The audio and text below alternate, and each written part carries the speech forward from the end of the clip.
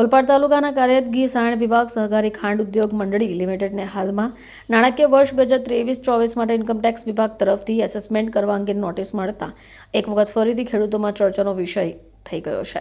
ગુજરાત પ્રદેશ કોંગ્રેસ સમિતિના મહામંત્રી દર્શનકુમાર નાયકે સરકારના વલણ ઉપર પ્રશ્નો ઉઠાવ્યા છે. વર્ષ 2014માં ગુજરાતના મુખ્યમંત્રીને હાલમાં વડાપ્રધાન નરેન્દ્ર મોદી દ્વારા જાહેર સભામાં દક્ષિણ ગુજરાતની 19 સુગર મિલો પર ₹5,000 કરોડના ઇન્કમટેક્સના આરોપ અંગે યુપીએ સરકાર ઉપર આક્ષેપ કર્યા હતા. ખેડૂતોના હિત માટે લડવાનું વચન આપનાર ભારતીય જનતા પાર્ટી 11 વર્ષોથી સત્તામાં હોવા છતાં આ પ્રશ્નો હાલ સુધી ઉકેલાયો નથી. ચૂંટણી સમયે ખેડૂતો માટે કરાયેલા વાયદા માત્ર મત મેળવવા હથિયાર પૂરતા રહી ગયા. તેમણે વધુમાં જણાવ્યું કે ખેડૂતોની સંસ્થાઓને આખરી નોટિસ અપાઈ છે. સ્પષ્ટ થાય છે કે સરકાર ખેડૂતોના હિતમાં ગંભીર નથી. આ મુદ્દો હવે રાજકીય ગરમાઈ પકડે એવી શક્યતાઓ પણ છે. સરકારના ખેડૂતો પ્રત્યેના વલણ અંગે પણ અનેક પ્રશ્નો થઈ રહ્યા છે. દર્શન નાયકે જણાવ્યું કે સરકાર દ્વારા બે મોઢાની નીતિઓ અપનાવાઈ રહી છે. દક્ષિણ ગુજરાતમાં 12 થી વધુ જેટલી સુગર ફેક્ટરીઓ આવેલી છે. 2010-11માં હાલના પ્રધાનમંત્રીશ્રીએ મહુવા ખાતે જાહેર સભામાં એવી જાહેરાત કરી હતી, યુપીએ સરકારે 5,000 કરોડ રૂપિયાના ઇન્કમ ટેક્સનો વેરો દક્ષિણ ગુજરાતના શેરડી પકવતા ખેડૂતો પર નાખ્યો. એ પ્રકારની જાહેરાત કરીને સમગ્ર ગુજરાતમાં ખેડૂતોની સાથે રાજકીય રીતે એનો લાભ લઈને સમગ્ર ગુજરાતના 26 સંસદ સભ્ય જે તે વખતે ચૂંટાયા હતા.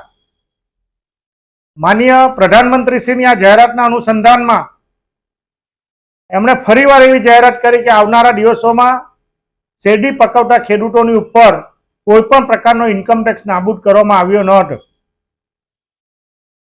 અને આ ઇન્કમટેક્સ લાગુ ન થાય એના માટેની મોટા પ્રમાણમાં જાહેરાતો પણ કરી હતી.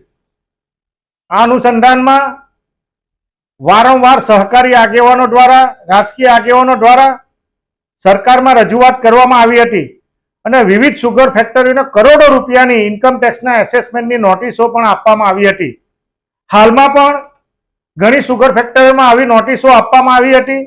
અમારી સાયણ વિભાગ સહકારી ખાંડ ઉદ્યોગ મંત્રીને પણ અગાઉના સમયમાં એવી જાહેરાત કરવામાં આવી હતી કે આવનારા દિવસોમાં કોઈ પણ પ્રકારની ઇન્કમટેક્સ આવનારા દિવસોમાં લાગવાનો નથી. પરંતુ હાલમાં જ 30મી જુલાઈએ જે રીતે ઇન્કમટેક્સ વિભાગ દ્વારા 2023-24ના એસેસમેન્ટની હાલમાં પણ નોટિસ આપવામાં આવી છે. એટલે છેલ્લા 11 વર્ષથી ભારતીય જનતા પાર્ટીનું શાસન કેન્દ્ર સરકારમાં હોવા છતાં અને તમામ સુગર ફેક્ટરીના ચેરમેનો પણ સહકારી સંસ્થાની સાથે જોડાયેલા તમામ ભારતીય જનતા પાર્ટીના મેન્ડેટવાળા પ્રમુખો પણ વારંવાર આની જાહેરાતો કરે છે કે ખેડૂતોની ઉપર કોઈ પણ પ્રકારનો ઇન્કમટેક્સ લાગવામાં આવ્યો નથી. પરંતુ જે પ્રકારે સુગર ફેક્ટરીને નોટિસ મળે છે એટલે હાલમાં પણ ઇન્કમટેક્સનો વાદળ ખેડૂતોના ઉપર તોડાયેલું છે. હાલમાં પણ ઇન્કમટેક્સનો બોજો આવનારા દિવસોમાં લાગશે એ પ્રકારની પરિસ્થિતિનું નિર્માણ થયું છે.